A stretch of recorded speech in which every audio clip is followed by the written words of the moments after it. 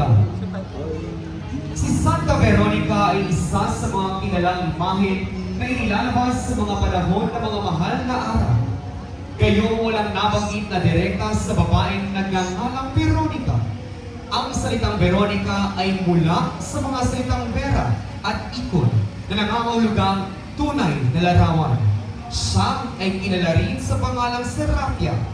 Tinatanaw sa kasaysayan ng kaligtasan na sa birang ni Veronica na ipinunas sa dugo ang mukha ng Panginoon ay mahimalang naiwan ang imahe ni Jesus. Ang imahe ni Santa Veronica ay nasa pangangalaga ng pamilya ng yumaong Doktora Luming Sumpayco ng nayon ng Pilipinas. Santa Veronica, Ipanalangin ko kami. San Lazaro.